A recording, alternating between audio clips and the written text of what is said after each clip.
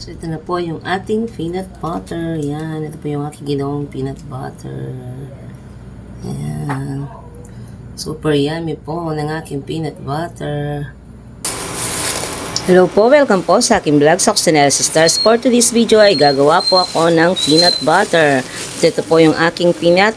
Kalahating kilo po ito. Yan, ilalagay na po natin dito sa ating mainit na mantika. So, ito po ilalagay na po natin ang ating peanut.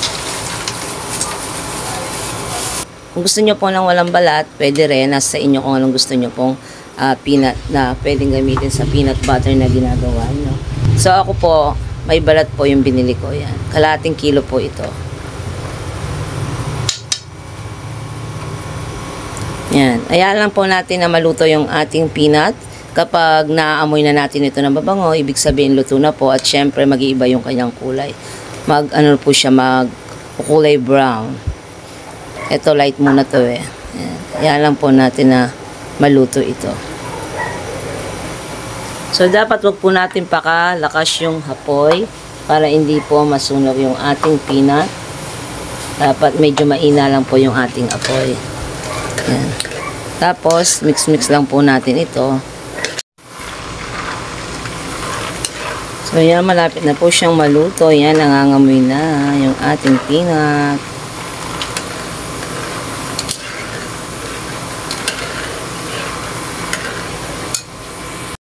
Yan, luto na po yung ating peanut. Yan, naging kulay brown na po siya. Yan, sobrang bango po ng peanut. Yan.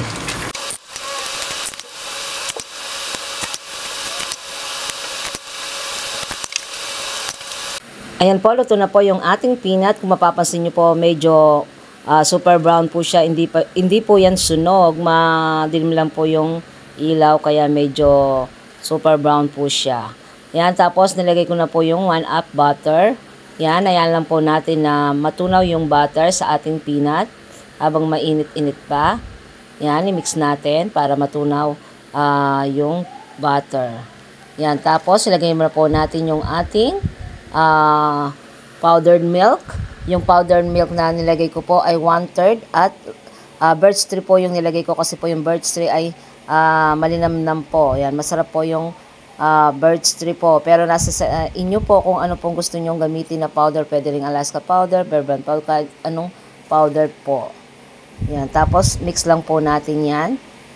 Yung ating peanut. Tapos lagyan po natin ng 1 cup na sugar. Tapos mix lamang po natin ito hanggang mag-combine ang mga sangkap ng ating peanut butter. Yan, kung sa palagay nyo po kulang ng tamis ang ginagawa nyong peanut butter, pwede naman po kayo mag-add ng sugar. Pero kung okay na po sa inyo yung tamis, kahit wag na po kayo mag-add. Pero sa akin, okay na po yung 1 cup of sugar sa kalaating kilo po ng peanut. Yan, kailangan po natin gumamit ng food processor para po matunaw ang ating peanut at para maging smooth or para maging pinong-pino ang ating ginagawang peanut butter.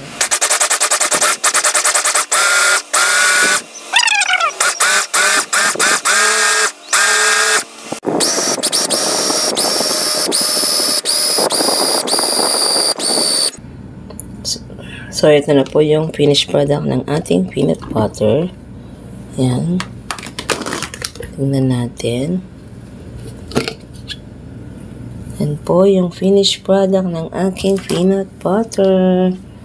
Yan. Lalagay ko na po dito sa isang lalagyanan. Yan. Tanggalin ko muna to. Mamaya na lang.